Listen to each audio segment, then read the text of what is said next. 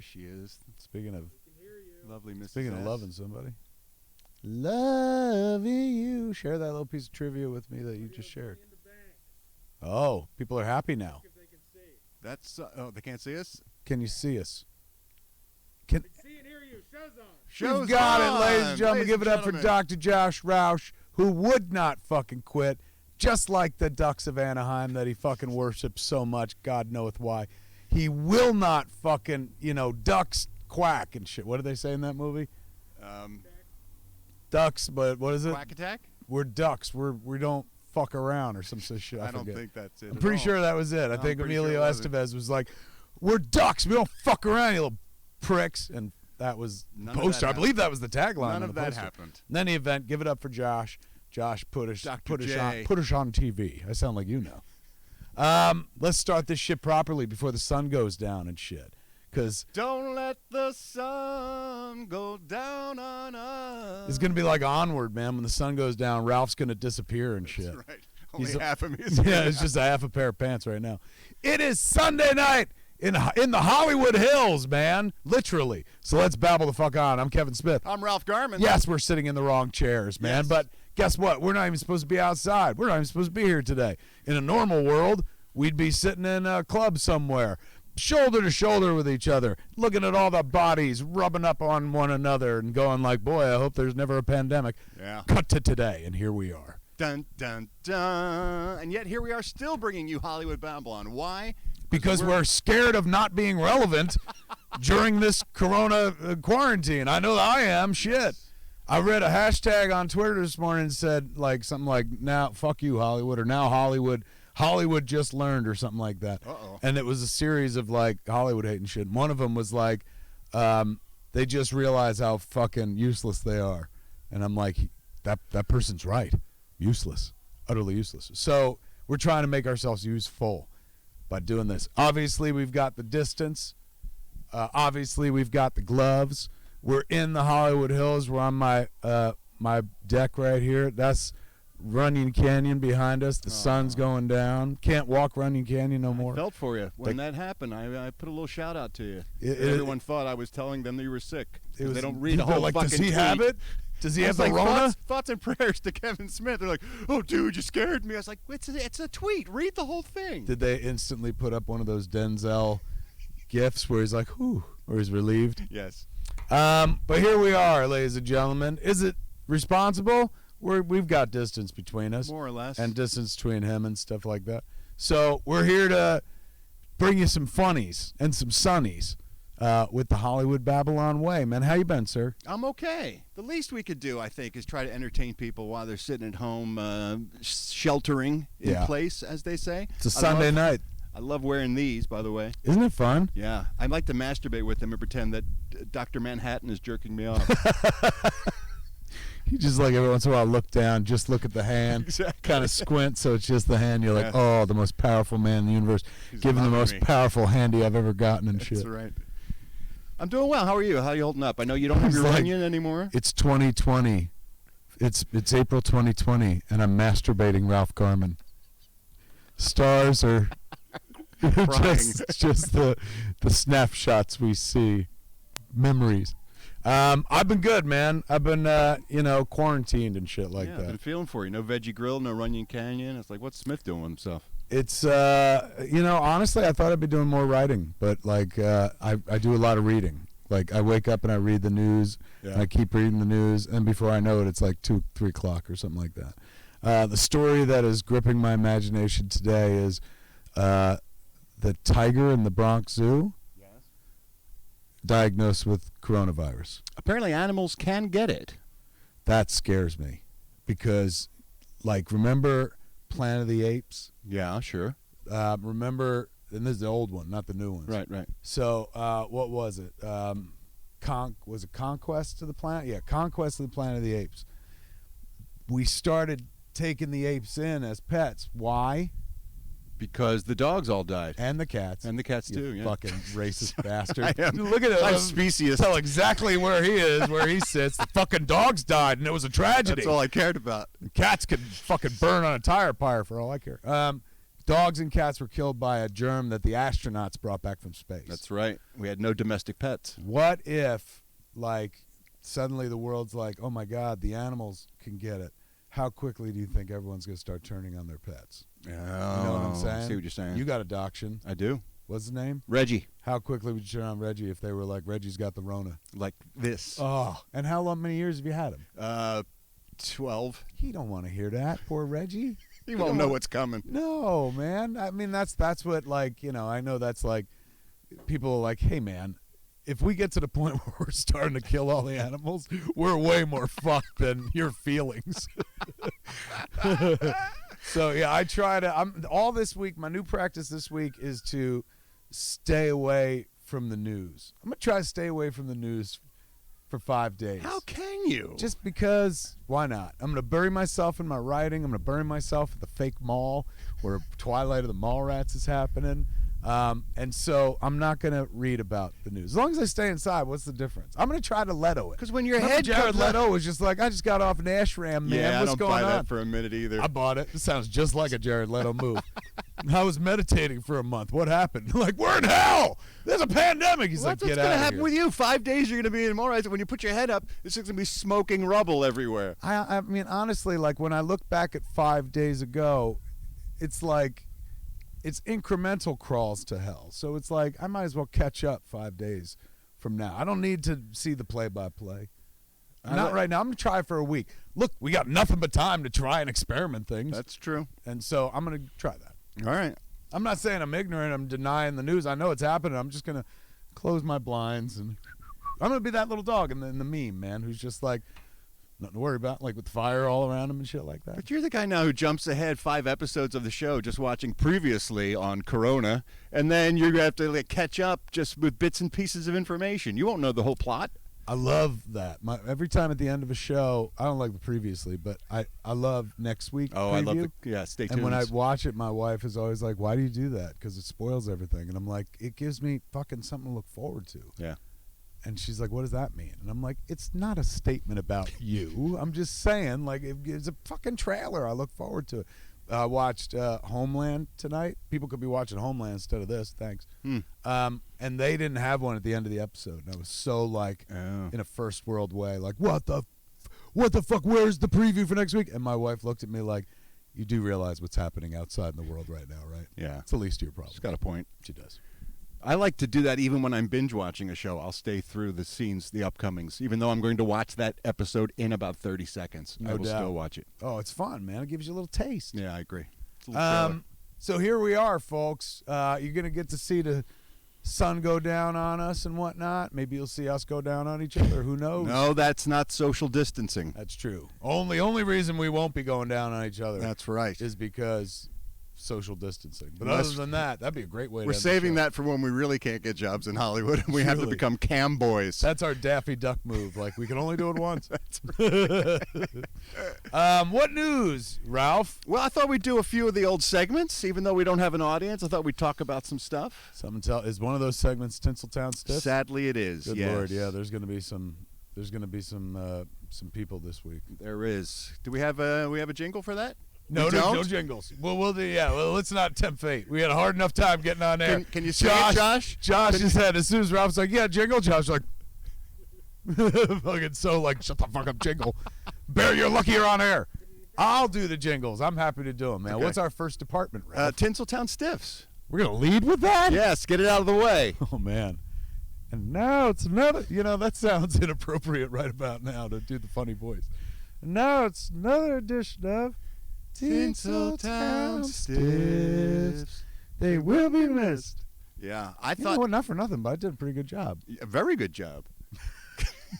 All right. See? I would pat you on the back, but I can't touch I'm an entertainer, so I'm like, did I do good? I Jeez. need to be. That's Give me love. relevancy. There's Yes. what it comes down There to. you go. Don't forget to work your solo camera. We can look right down the barrel. Oh, okay.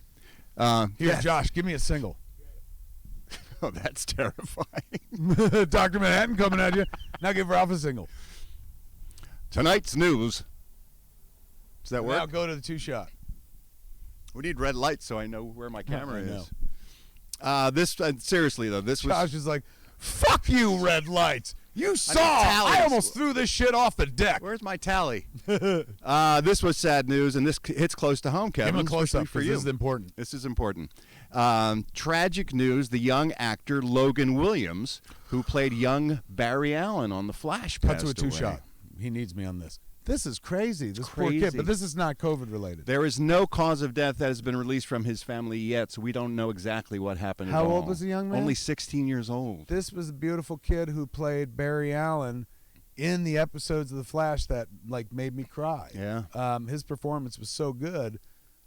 You see me crying online about it. He was so wonderful in the show. I never met him, never worked with him in the episodes we did. Yeah, he was only in the first 2 seasons, I think. Yeah. Man, oh man, but like that, his performance was so good, it made me cry. It eventually led to me getting a job on the show because I was like online weeping about the show and stuff. So young, so fucking tragic. Man. Very They tragic. haven't said what it is. No, they haven't. But Grant Gustin, of course, came forward and talked about how what a pleasure not only he was as an actor on the set, but also his professionalism and what a kind heart he had, and everyone in that family is feeling it today. Our hearts go out to his family. For man. sure. Yeah. Oh. And then Big bucket of win right there. in a coronavirus-related death, Lee Fierro has passed away, and you may not know her name, but you certainly know her work. She is famous for her role as Mrs. Kinter in Jaws. She has that famous scene with Roy Scheider, of course, where You she knew. shows up. Yeah. You knew. Rob was like, what did I know? What did I know? My performance is so good, you didn't know I was performing. That was when she slaps Brody, and she's like, Chief Brody? He's like, yes. Slap. You knew it was dangerous, and still you let those people go swimming. Still, my boy is dead. Yeah. Lee was a talented actress from Martha's Vineyard. She was She's from local. from that community, and she stayed there for years later being a local theater promoter and was a big force in local theater there in Massachusetts for many years. And she just passed away Today, yeah. how old? 91. Huge bucket of wind. Yeah. But that was a COVID death? It was a coronavirus-related death, yeah, sadly. Bummer. Man, I mean, talk about like, I didn't see any of her other work other than that one scene, but like it stuck with you for life. Oh, Shows you that it don't matter like the part, it's the performance, right? That scene grounds that film in so many ways because it puts a face on the tragedy that's happening, and it stops being a monster movie and it becomes a movie about loss and death and responsibility. And that slap is like in a movie full of like, this woman got eaten alive and this kid got pulled under and eaten too. That slap is one of the most bracing, aggressive moments in that movie. Honestly, one of the most shocking moments in that movie. I Because agree. you're so not expecting it. And you all feel bad for Brody because you're like, it's not his fault. Like, go slap the mayor. It's the mayor. But, man, what an amazing scene. That, Amity like, needs echoes. summer dollars. We got to keep it open. We got to keep the economy going. I think that's what the mayor said. Sounded different in the movie. No, I think that was him.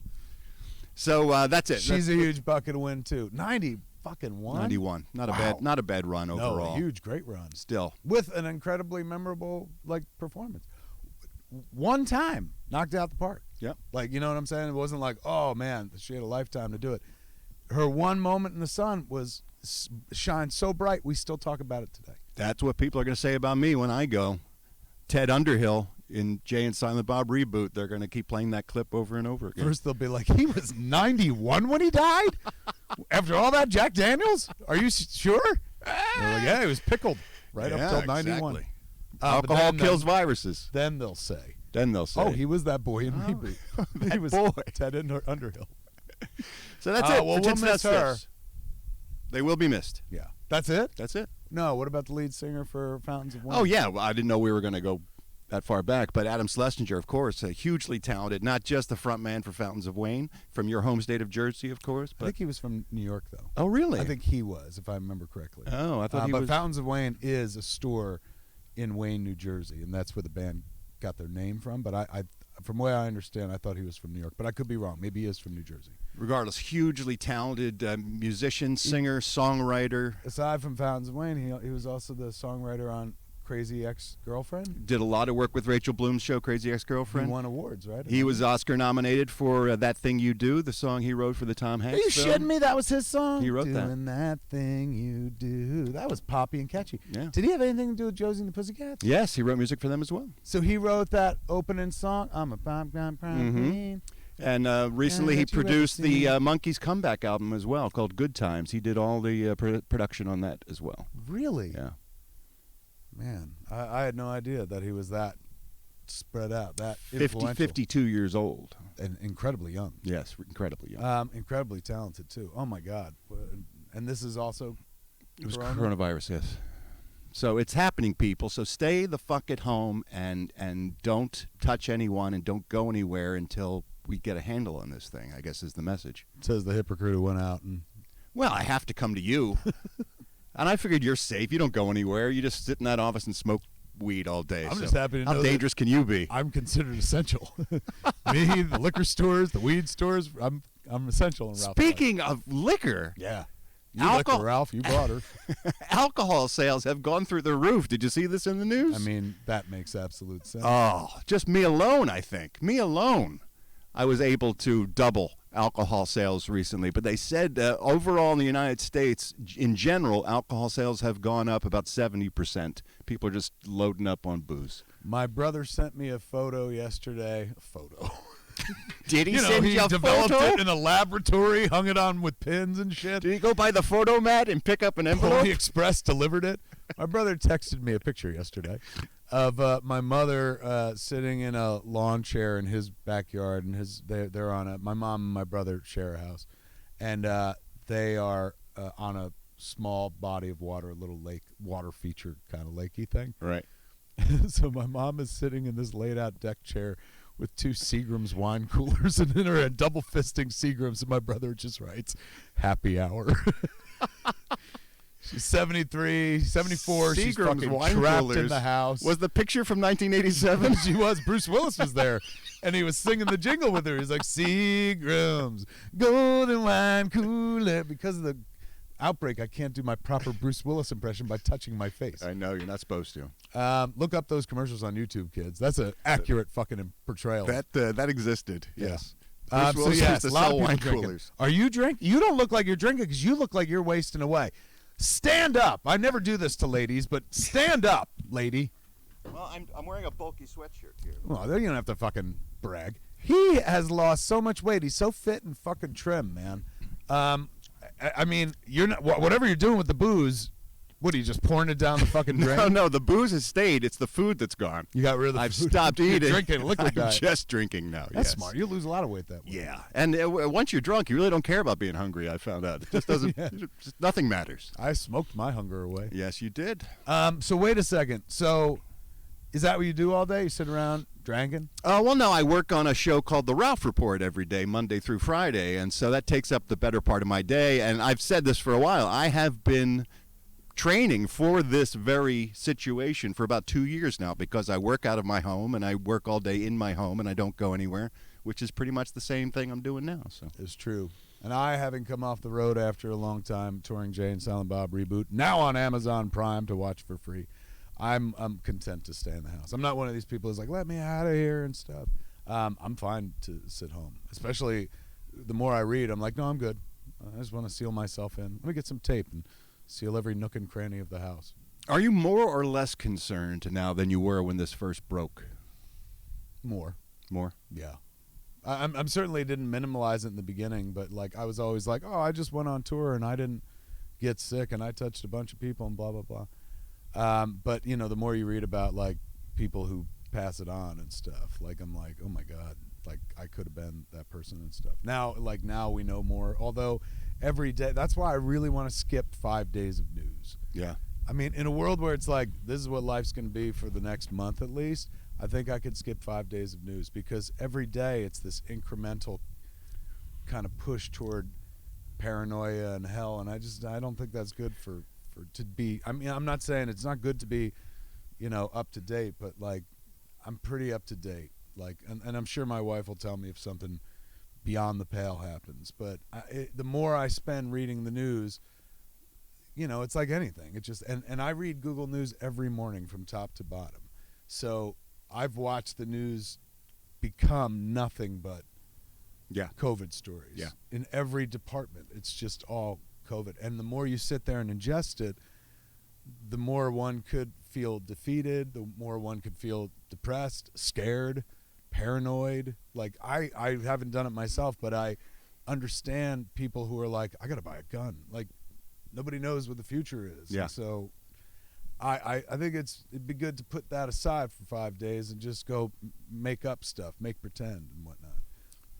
I found that the disturbing part for me is, and I know these things happen retroactively, but the more we seem to be doing, the more gloves we put on, the more masks we put on, the more we stay away from each other, the numbers keep climbing. It doesn't seem like it's having an immediate effect on what's happening, and that's what makes me feel insecure and rattled by the fact that I don't know when that's going to turn. When is that curve going to flatten, as they keep referring to? Yeah. That's the concern. I read an article that said like that San Francisco did very well and Los Angeles is doing well at social distancing, and they're saying that the curve is coming down. But like every story that I've read in the last 2 days is like this next 2 weeks is the spike here. Yeah. Like now we're gonna see what New York saw. Yeah. And hopefully all this spreading out and staying in tempers that a little bit. And that's what we're here for, ladies and gentlemen, make you feel scared. Let's talk about something superhero-y and not Like Batman's Batmobile. Clearly tooling around the hills. coming by. Yeah, he's on his way. We didn't talk about the Batmobile, by the way, because you were on tour, I think, when those pictures broke. How cool does that look? The new Batman Batmobile. And the Batcycle. Yes. I'm all for it. I am man. too. It looked like I've seen a drawing online that somebody did of like Batman if they did it in the 50s, and the car kind of looked like that and stuff. It is very cool. I have no objections to anything I've seen from the Batman so far. It Me looks too. Very cool. And everything I keep hearing is it sounds like it's the long Halloween. Yeah, that's what I hear too. Ant-Man 3 just got its writer. They just signed a writer to work on the script for that. Peyton Reed. Do you know Peyton at all? Peyton's not the writer. He's the director. I know. But I don't know him. You know him, right? Yeah, I know Peyton a little bit, and he is such a great guy. He'll be back to direct, but the Yeah. writer is Jeff Loveness from Rick and Morty. What is it? Loveness. Love-in-is. What a great name. Loveness. You loving it? I'm loving this. Jeff Loveness is That his had name. to. He's a writer. That had to have happened to him. Like that must be the oldest joke in his life. Yeah. You loving it? I'm loving this. I'm loving this. I'm loving this. Yeah, I saw that. He's gonna write Ant-Man 3. Yes. But I also read that Paul Rudd had done a draft of Ant-Man 3. Oh, really? Yes, and the villain in his draft reportedly was MODOK. Wow. Yes. And then I've read that, and again, these are all things you just read online. So You know, tomorrow's going to say, Kevin Smith says the villain in Ant-Man 3 is MODOK. I believe I read an article that said the information I just conveyed came from 4chan. So take that as you will. But they also said that they're setting up the Young Avengers in Ant-Man 3 because of Scott Lang's daughter is now older because of the Endgame. So she's Cassie. Cassie's old enough to be. Was it Stature? Is her character's Yeah. name? And then Hawkeye's daughter, was It's coming out of the series, right? And yes, and she's also gonna. Would she be older? No, she went away with the snap. So, but still, so they're setting up what could be Young Avengers. The fucking kid versions across the boards, Right. Which is exciting. Yes. Yeah, that's Marvel movies announced a bunch of delays. Well, yeah, everything's pushed back. They what is it? Black Widow is now going to be November now. November, and then the Eternals is going to be February, from what I heard. Yes. And then the year after, 2022, it's going to be back to back. Captain Marvel 2, Black Panther 2. So And they've got another Thor in the mix there, too. yeah, that's I think the end of 2022 or something like that. So yeah, they were very kind to be like, this is something to look forward to. But I guess they had to because they were moving dates and stuff. So many people were like, put Black Widow on Disney Plus, and they're like, yeah, right. Daddy's got to eat. Yeah, they're like, are you kidding me? But they are chucking Artemis Fowl onto Disney I Plus. saw that. I think that's a smart move. Like, right now, in the world we live in, let's say they lifted this, and they're like, all right, go back to your normal lives and shit. It would take a Marvel event movie to pack the theaters. Yeah. Will It would anyone take- feel comfortable sitting in a group of people like that for a while? And, like, if they're like, I'll chance it, it's going to be for, like, oh, I love them Marvel movies. I can't imagine people are like, I'll risk life and limb for Artemis fucking Fowl. And then they gotta figure out it takes millions of dollars to sell that movie. Yeah, like for sure. $30-40 million to open that movie and stuff. And they'll spend who knows what they spent making it, plus what they'd spend marketing it. Like you're easily looking at over $100 million that right now, in this atmosphere, in this climate, well, with movie theaters closed, but even if they had opened them up, I can't imagine. Like Onward didn't do that well, Right? And that's Pixar, so. I think it seems like a good decision, man, where they could just kind of write it off and be like, look, it's a loss leader for Disney Plus. It shows the audience that, like, we're hitting them with, like, quality. It's not just Mandalorian brand new series. Now here's a brand new movie that was going to skip the theaters and stuff like that. For that movie, I think it makes sense for Artemis Fowl, if it's true, if it's going to Disney Plus. That makes sense. It makes sense to hold on to Black Widow. Like, they're working on Marvel shows for Disney Plus. Yes. They're not. The moment they start going like, hey, maybe it's all the same. New movie, yeah, then you don't. That's like you hold the audience in your hand. Listen to me, as if I've ever done that. You hold the audience in your hand, as Thomas. I'll paraphrase Thomas More. Like you're holding a handful of water, and if you open your fingers just a little bit, you can't hope to get that back again. So I think it's smart for them to be like, no, Black Widow is a cinematic event, and we'll wait, even if it takes 2 fucking years. We'll wait because they got to keep those as movies. And shit. And that audience will always be there for them. It's like the Star Wars franchise. You can go years in between those event movies, and people sometimes will show up more because they've been deprived. So you're not going to lose that crowd if you hold on to that stuff. Agreed, absolutely agreed. So yeah, it's I think it's smart that they're crying foul and they're going to put it on the Disney. Crying foul. Thank you. Yeah. It's cold as balls out here, by the way. Yeah, it's even though we're in California, well, the sun has gone down, but it gets chilly in the Hollywood Hills. That's why I went old school. I know. I haven't worn a jersey in a long ass time. Ghost of Babble past. This is the extra large jersey that I wore in the movie, Jay and Silent Bob. And that's a smaller size than I you wore used to back wear. in the day. I used to wear 3XLs. So yes, I'm still kind of swimmy in it and stuff. But it's the only warm garment I had. My hoodie is in the wash because I went walking today. This is the second coldest I've ever been working with Kevin Smith. First one? I don't know if you remember how cold it was on the set of Tusk in North Carolina at night. It was. Boy, we were shooting in, I don't know, that building that had no heat, and it was brutally cold during that shoot. It was. I just remember huddling up with Haley Joel Osment and Jenny, and we were just all huddled side by side trying to get body warmth. It was and we were indoors. I know. It wasn't even like crazy. we were outside, but it was cold in that office. It's so strange that you couldn't see your breath. Like how You should chilly have, it was. given that temperature, yes. Yeah, this is warmer than that, but it's going to Yes. get colder. The idea of doing it out here was like, oh, they'll see the sunset behind us. And then Josh was like, you got any lights? And I'm like, oh, shit. I guess we know when the show's over, when they can't see us anymore. When God turns out the lights, the show's over. Plus, this is better because we're in the fresh air. We're not around surfaces and stuff, so it's just more conscientious. We're glovey and shit. We're not wearing masks, but that's why I keep trying to direct it that way and stuff. Yeah. Josh, what are people saying? Some buddy said looks like the Invisible Man is the thing you get. Pretty funny. I like that. People are liking it, saying it looks good. I'm monitoring from my phone now, so I'm watching it smooth live. Everything's great. Fair enough. Josh reports that you're reporting things are going smoothly. What else we got, Ralph? You want to do a little Bieber news? Should we do some Justin Bieber news? Justin Bieber. Nobody fucking needs ya. You wanna know why? I'll tell you why. 'Cause you're a little cunt. There it is. That's right. That's the theme song. It's not all bad news when it comes to the coronavirus. Justin Bieber has announced he is canceling the rest of his tour. He is no longer going to be on the road because of the coronavirus crisis. I mean, where was he going to be on the road? Well, he had 45 dates, apparently, stadium and arena dates that were supposed to kick off, and they were going to push it back and delay that tour. Oh, now he's but just he's just going to canceling it. shit can it. Yeah, Probably smart. So we have all dodged that bullet at least. We don't have to live through that disaster. When will I get my refund on my tickets, Ralph?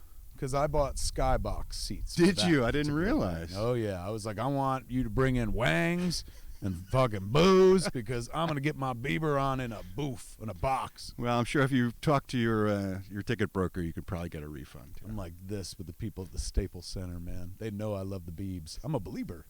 Will those people get their money back who pre-bought tickets? That's an excellent question. Some places like South by Southwest was like, sorry. Actually, he's saying to fans, hold on to your tickets, and then someday when they reschedule all those dates, you can cash them in. AKA, I'm keeping your money. That's right. And we'll deal with the tickets some point later on. I'm sure I'll perform again someday, he's And saying. you know how easy it's going to be to use those old tickets for the new event? Piece of cake. Yeah, I'm sure it'll be flawless. Absolutely. Wow, man. Yeah, well, look, there but for the grace of God go I. I just got off the road. I don't know if you know this. I don't know if I mentioned it yet. What? But You I were on just the got road? off the road from doing Jay and Silent Bob Reba Roadshow tour.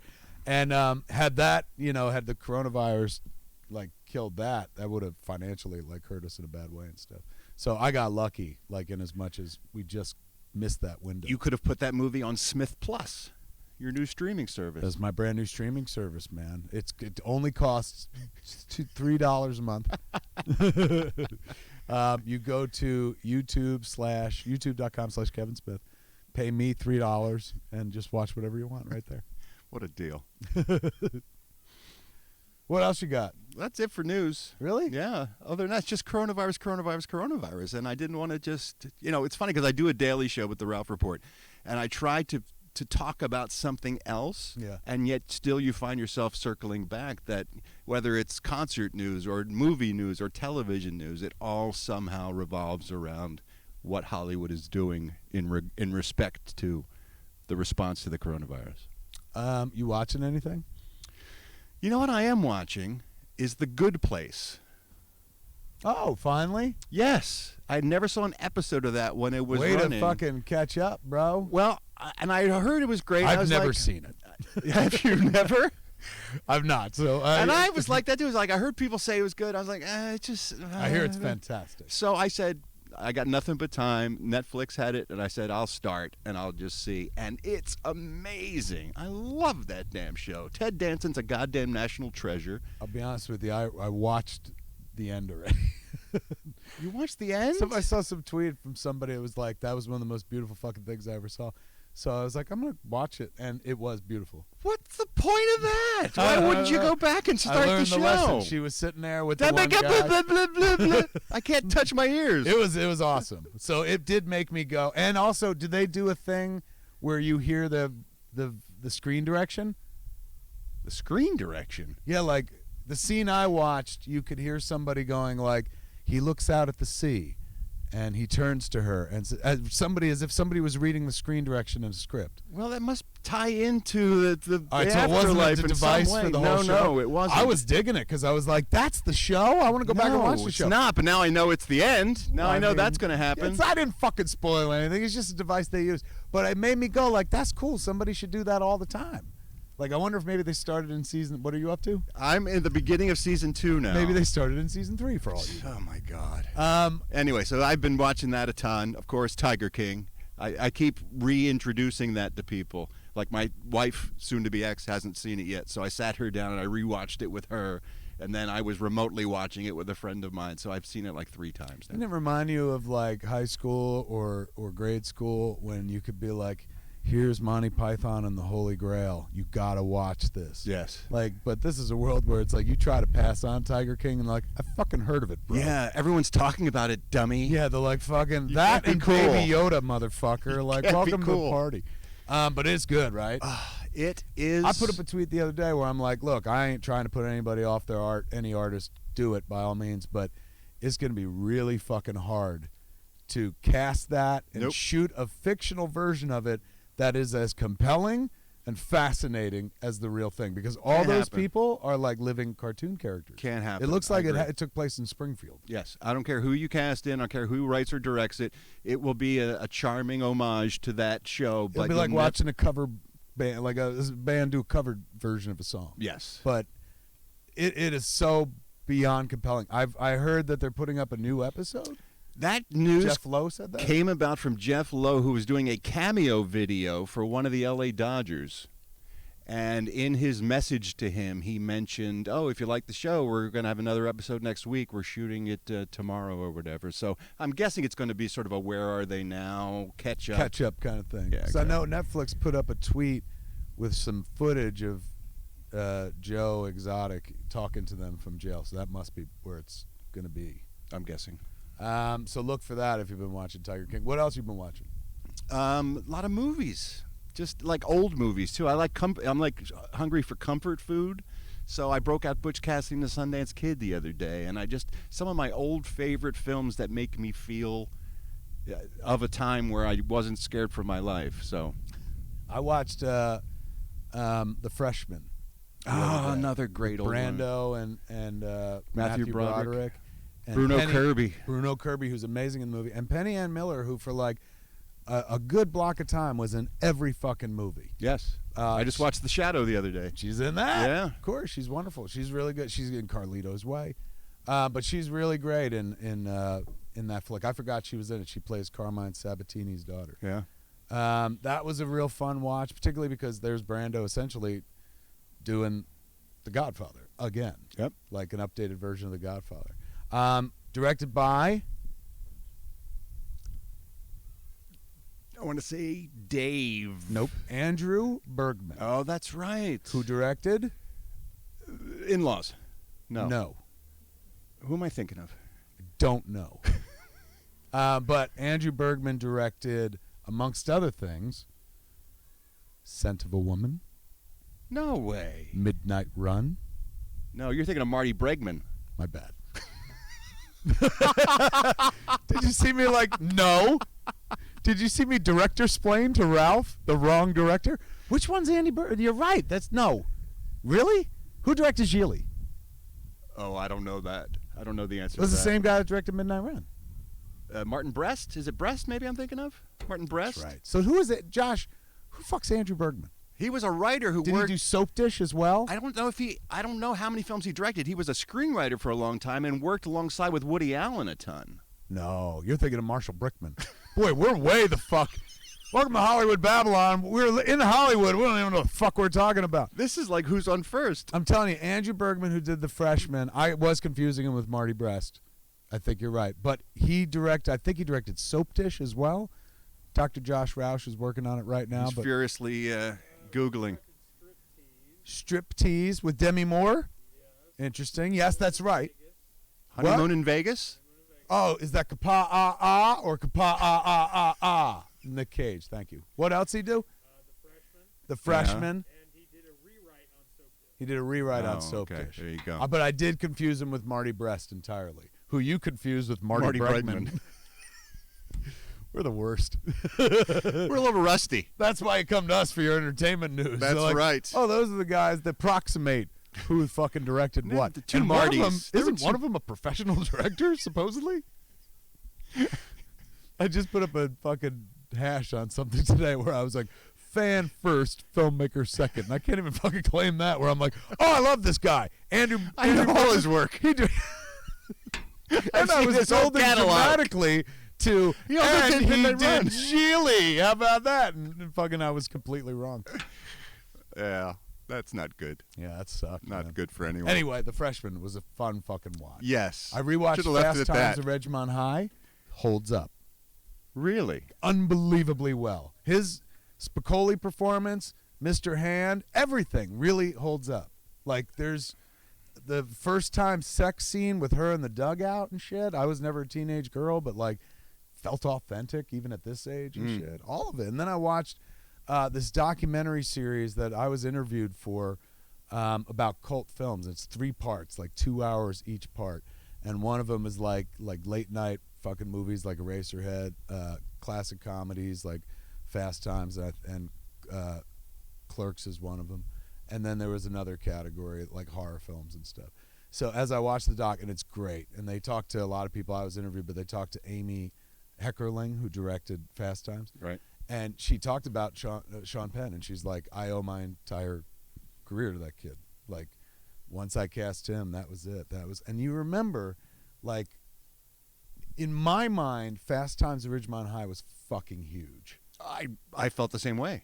Apparently it was not. Really? Apparently the studio had no confidence in it, and they released it out here in Los Angeles on, like, a couple screens, but regionally.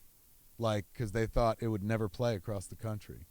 And so it played here for a bit, and then it opened, but there was no support for it. And so all that, like, oh my God, Fast Times came from home video.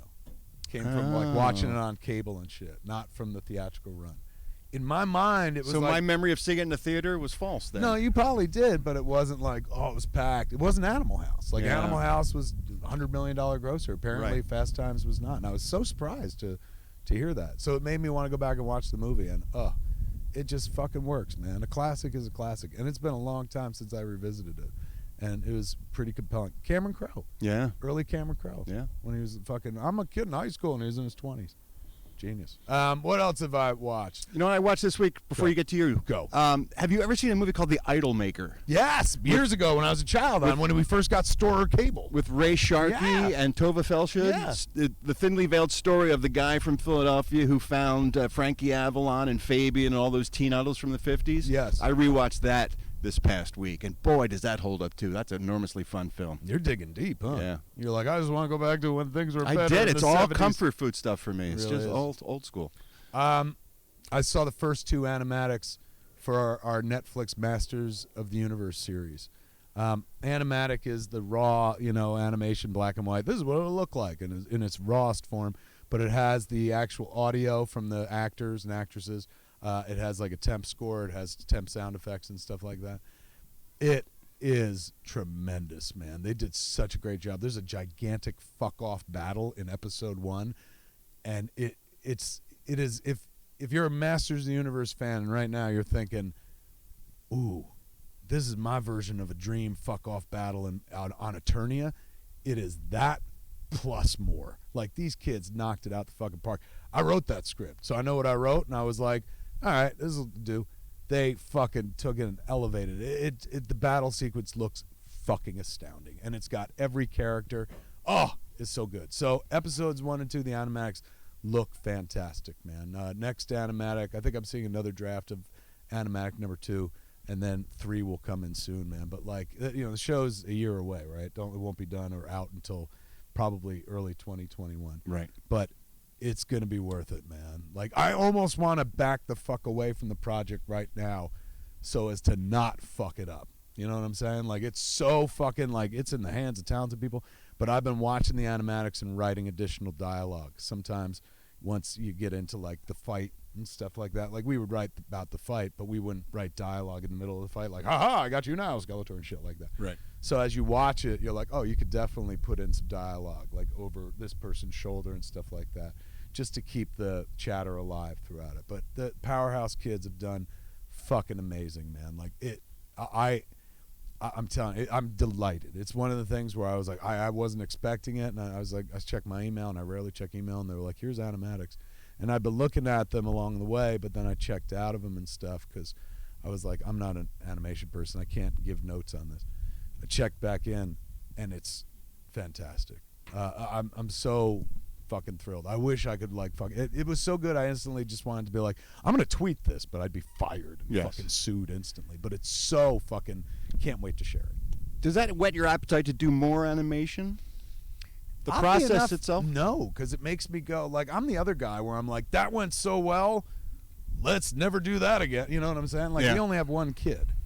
It's not from lack of trying, but at the same time, we were always like, this one worked out so well, like, all right, let's not Don't hedge tempt our fate. bets. And same thing here, where I'm like, man, this was fantastic. Like, I don't know if I want to hedge my bets, because what if I'm like, it'll always be like that, and then I go do it with somebody else, and it's not that at all and stuff. I mean, it wasn't the experience, unfortunately, with Howard the Duck. Yeah. Like, but to be fair, I wasn't like knee deep in Howard the Duck. That was Dave and the crew of writers. My heart goes out to them, but What about with It's your another own conversation. IP, though? I mean, after having done Clerks animated, would you do that with other characters or other worlds? Would you do animated Mallrats? Would you do Further Adventures of the Bratzies? oh my God, somebody sniffing around for a job. No, I'm just saying those characters, especially like Yoga Hosers, for example, could totally- practically was a cartoon. Was A live action one that you I've could never do thought that about in that, but you're animation. absolutely right. We totally could, man. I mean, maybe that's what should happen to Yoga Hosers. Should have been a cartoon. Should have been animated. Man, what a good idea. I'm gonna bring that up to Netflix and be like, hey man, what about a Yoga Hosers cartoon? They'll be like, come on, dude. That didn't work once. I'm like, I know, but never say die. It's a good idea. You can be a producer, Ralph.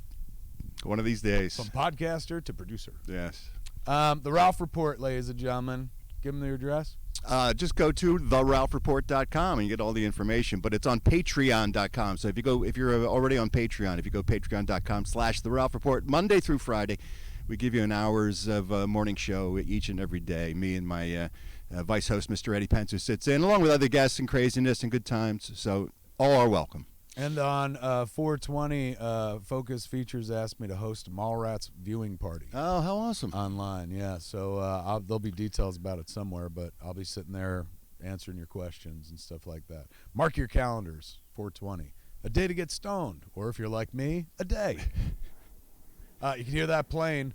That's my always ride. The sign. That's my ride. Ralph's got to go. The Ralph jet's here. The Garmy jet's here. And they're picking him up. They're going to drop a rope ladder.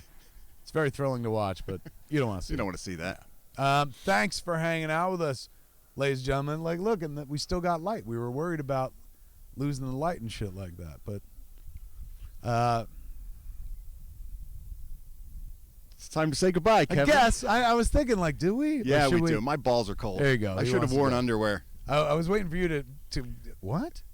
I should have worn underwear. Do you not wear? Are you a commando guy? Usually I'm a commando guy. At all times. Most times, yes. Your shit don't rub on your zipper. No. What do you got? One of the rich man non-zippers on the inside? Got lace and shit? Yeah. I have lace pants. Cadbury, would you please sew some lace into my zippers so my dick won't chafe? I refuse to wear underpants. I need a glands protector. No, it's velvet. All velvet inside my This pants. is the best piece of advice you could walk away from this with this show, ladies and gentlemen. Protect your glands. That's right. Wash your glands and your hands. Because it's a dirty One's world. more fun than the other. That's right. When you wash your hands, sing happy birthday twice. When you wash your glands, sing whatever you need to Sing until you come. Inagata Devita. And then when you bust a nut, you're done. Then wash your hands for 2 happy birthdays. There it is, ladies and gentlemen. Have you had a good time this evening? I can't thank you enough for being here, man. But there is no show without the guy who normally sits to my left, but for some reason is sitting to my right, Mr. Ralph fucking Garman, ladies and gentlemen. Let's hear it from my Babble brother, Mr. Kevin Smith. And give it up for the ghost, the invisible man who's been with us the whole time right here, man, the 6 feet apart guy. And that's Hollywood Babble-On for this week. I'm Kevin Smith. I'm Ralph Garman. Babble the fuck off. Good night from Hollywood.